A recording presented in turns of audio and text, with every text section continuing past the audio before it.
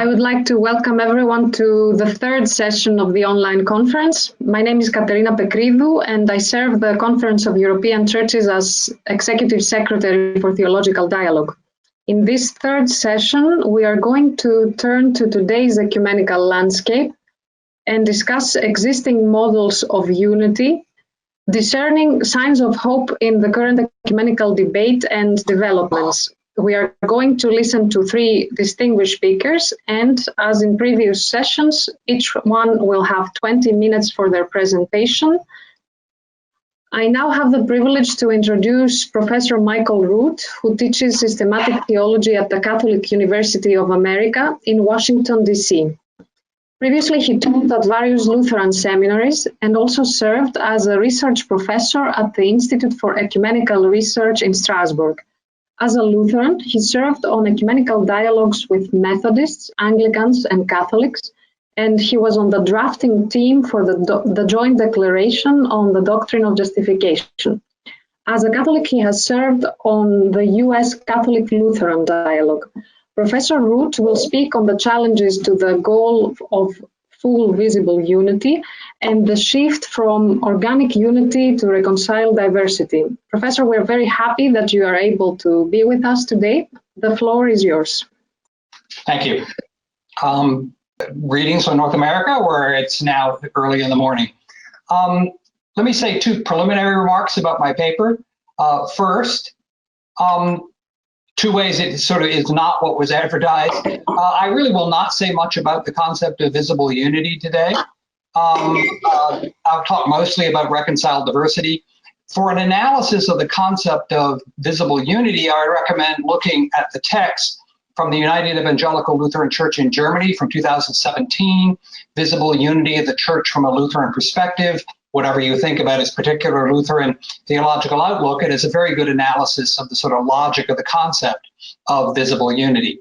Second, I won't really be doing what Peter DeMay said earlier I would be doing, that is outlining a general Catholic approach to models of unity.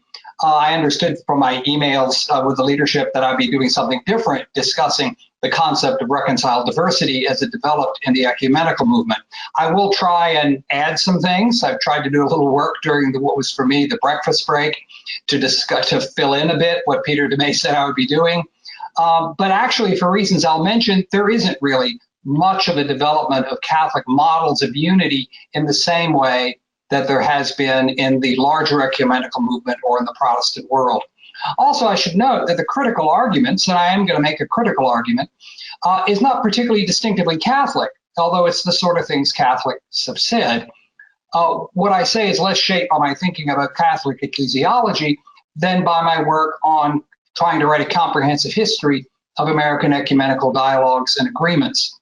The criticisms I'll make, as I'll note, have also been made by Protestants, and there are also criticisms I made in print when I was a Lutheran. I was received in the Catholic Church in 2010.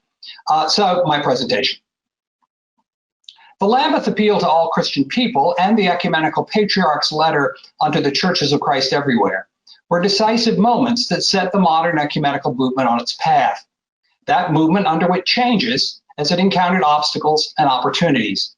In this presentation, I will briefly examine the way one change, a shift in how the unity we seek is conceived, presents a particular present challenge.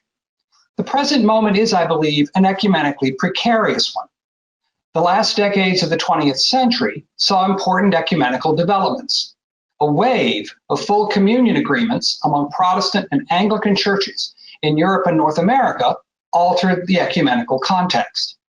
Bilateral dialogues achieved perhaps their greatest achievement in the adoption of the Joint Declaration on the Doctrine of Justification by the churches of the Lutheran World Federation and the Catholic Church.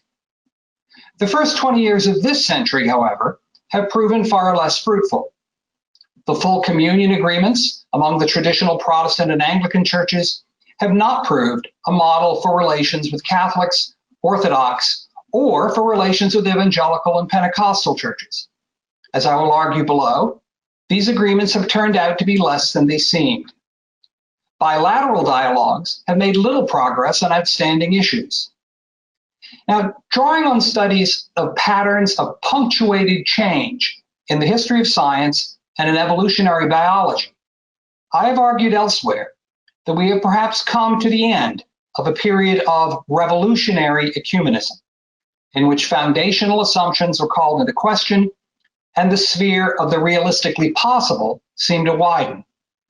And I think we are now entering a time of what one can call normal ecumenism, in which concepts and practices and realities again fall into stable patterns resistant to change. We are, I believe, at the end of the age of breakthroughs. The decisive question is what form the new normal will take. My fear is that ecumenism will come to be seen as a 20th century phenomenon that made its contribution and altered the ecclesial landscape in real but limited ways, but lives on only in stock rhetorical phrases trotted out for ceremonial occasions. We need to ask, if ecumenical activity is not oriented to breakthrough, what then is its focus? In this presentation, as the only North American presenter, and the only presenter not resident in Europe, I will pay particular attention to recent American ecumenical experience. The problem I will address, though, is a general one, but the explosion of full communion agreements in the United States over the last 25 years makes the US something of a test case for recent models of church unity. I would add, my years at the Strasbourg Ecumenical Institute and my engagement in US ecumenism have taught me that ecumenical discussions are often geographically provincial in their horizon, limited our understanding in unhelpful ways. Now, the story of the development of different models of church unity can only be quickly noted here. Harding Meyer's book, That All May Be One, in the original German Ökumenische Zielvorstellung, remains a useful description of that history of the discussion of models of unity. Unity in the early ecumenical movement tended to be understood in the form of an integrated church structure. The ecumenical goal would be a single church, single in the sense that a Protestant denomination or the Russian Orthodox Church or the Catholic Church is a single church. Unity would mean that the uniting churches would disappear into a united church. The Church of South India embodied that approach, and that approach is in the background of the 1961 New Delhi Statement on the Unity We Seek. During the third quarter of the 20th century, however, this model proved difficult to realize. Major efforts to achieve organic unity among Anglican and Protestant churches, for example, the East Africa discussions in the 1950s and 60s, or in the United States, the consultation on church union, failed after years of discussion. In addition, theological criticism began to be raised about models of church unity that required the uniting churches to disappear into a united church. The ecumenical engagement of the Catholic Church following the Second Vatican Council also made organic unity as structural integration less attractive to many Protestant ecumenists. The adoption of the Louvain Agreement among Lutheran, Reformed, and United churches in Central Europe in 1973 offered a concrete example of a different ecumenical approach. During the 1970s and 1980s, there thus appeared models of unity and reconciled diversity, in which churches would come into true unity without losing their identity as distinct churches with distinct theological, liturgical, and canonical traditions. Unity but not uniformity became the watchword. The goal of a single integrated church was replaced by unity as a communion of churches, distinct yet one, and thus unity as full communion came to be a common term for such models. This development was part of a widespread shift in ecclesiology toward communion as the leading principle in Catholic, Orthodox, and Protestant understandings of the church. In such a context, Joseph Ratzinger could call for an understanding of church unity in which the churches would, quote, remain churches yet become one church. Reconciled diversity thus became a term almost universally accepted, but with so general a meaning that it was open to specification in many ways. Various church bodies worked out their own variation on this theme. For example, the World Council of Churches, in the 1991 statement of the Canberra Assembly, the unity of the church, gift and calling, or the statement of the Lutheran World Federation's 1984 Budapest Assembly on the unity we seek. Individual bilateral dialogues also developed their own sketches of such unity. For example, texts from the International Catholic Lutheran Dialogue in its proposal of facing unity, and the International Anglican Lutheran Working Group in its description of full communion in the Koldash report. Let me at this point note the role of the Catholic Church, and this is sort of an aside. I wanted to follow up a bit on what I did not include in the original text, but which Peter DeMay said I'd be doing, so I think I need to do it a bit. This discussion of models of unity was mostly an intra-Protestant discussion within ecumenical contexts, with input from Orthodox ecclesiology, especially the concept of communion, and to a lesser degree from Catholic theology. And so you don't really have the development of concrete models of unity in the Catholic theological world as you have had in the ecumenical movement as a whole or in the Protestant world. I think there's a reason for that, that usually you'll develop more concrete models of unity as you get actually closer to the actual possibility of achieving full communion or whatever you're going to call it. When the Catholic Church, for example, I'm going to note in a second, when the Lutheran Church thought they were getting close to that, they developed a model. But for the most part, there hasn't been the pressure to develop concrete models. I think the most recent, after Vatican II, and authoritative at the universal level statement on what unity might look like to the Catholic Church is in Ut Unum Sint, John Paul II's encyclical from the 1990s, particularly paragraphs 88 through 99 on the role of the papacy. I think it's clear in Ut Unum Sint that the Catholic Church envisages unity as a communion of local or particular churches headed by someone called bishop, and all these local churches and their bishops are in communion with the Bishop of Rome. But Ut Unum Sint called for a dialogue, a fraternal dialogue, on what shape that leadership of the Bishop of Rome would take. Now, and John Paul was open. The Pope had certain tasks, perhaps, he needs to carry out, but one needed to be open-minded on exactly what the role of the Catholic Church of the Pope might be. Now, unfortunately, that call did not lead to much discussion. Again, as Professor Pierce noted, the problem of reception. Few churches responded to that call, and it was not taken up as a thematic focus in the dialogues for the most part. An exception might be the Catholic Orthodox Ravenna statement, but even that did not get very specific, although I'll bow to others who may know that text better than I do. And I would note there's also the problem on the Orthodox side of the non-involvement at a crucial stage of the Russian Orthodox Church. Now, at the local level, it'd be very useful for people to take another look at the statement from the early 1980s of the International Lutheran Catholic Dialogue in Facing Unity. It had a very precise plan, model of unity of growing toward interlocking episcopates with mutual consecration of bishops, growing into a kind of joint episcopate while the churches remain distinct. This model in Facing Unity was, however, mostly ignored, and when it wasn't ignored, at least in the Protestant world, was severely criticized. And I think also the possibility of this kind of integration of episcopal ministries seemed less possible with the growth of differences on women's ordination and lately on questions of sexuality. I would note that for the Catholic Church, there are more possibilities for local diversity than people may realize.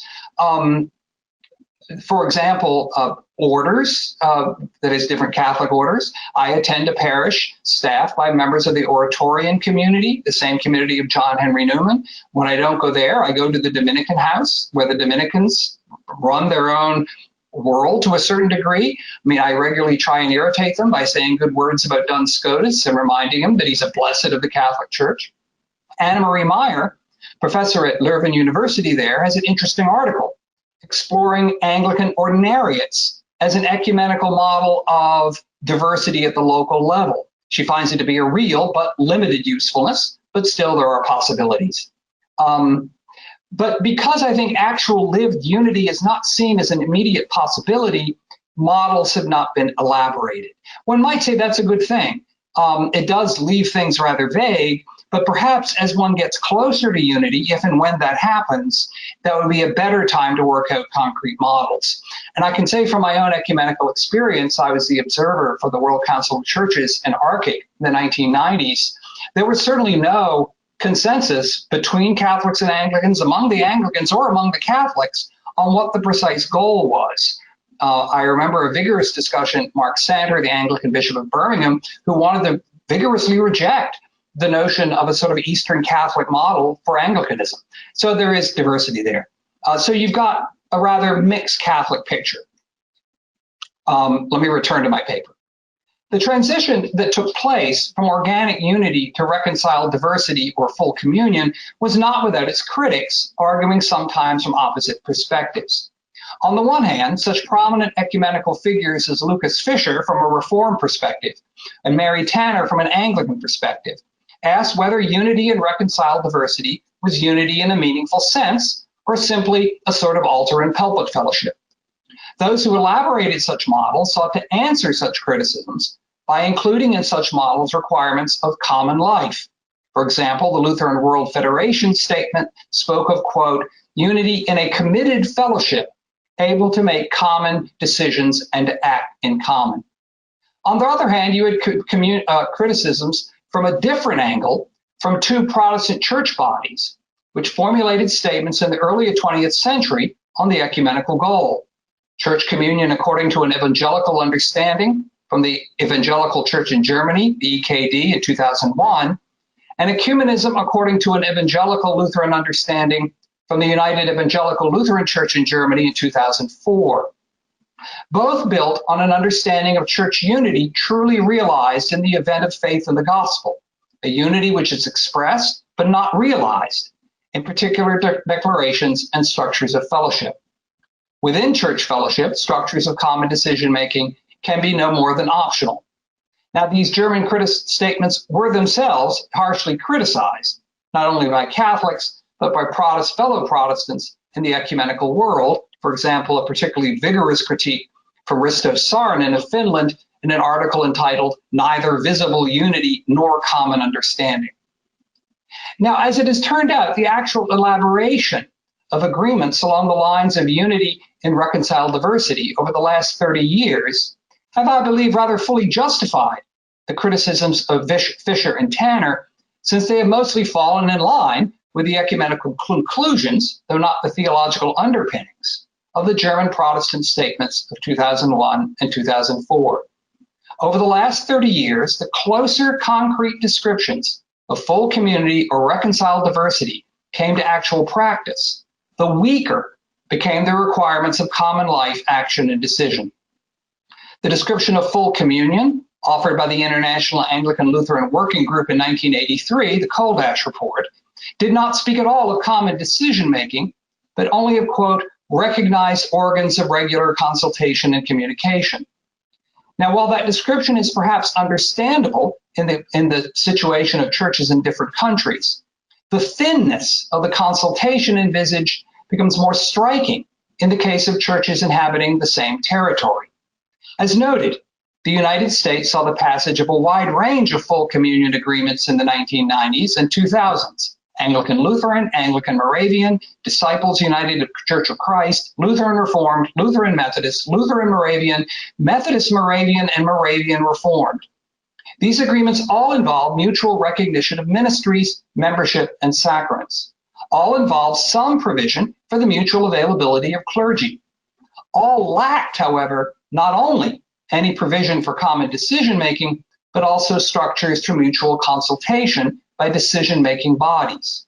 Consultation committees have often been created, but these usually do not include representatives from actual decision-making bodies. On the whole, common life in Christ is simply absent at all levels.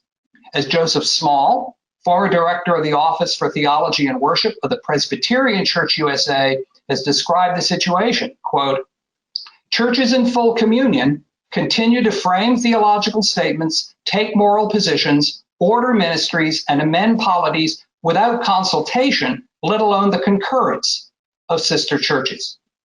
Dependable data is difficult to find for the effect of full communion agreements on the local churches. However, as far as I can see, the same description applies. Despite what his advocates, including myself, argued at the time, newer models of full communion turned out to be little different than altar and pulpit fellowship. The agreements do mean that movement, both temporary and permanent, among American Protestant churches has become much more free for both laity and clergy. The lowering of barriers reflects a general decline of interdenominational tension. But the churches remain no less divided in their daily life. The situation remains one of what I have called friendly division with porous borders. As Reinhard Hutter has noted, reconciled diversity has turned out in practice to be reconciled indifference.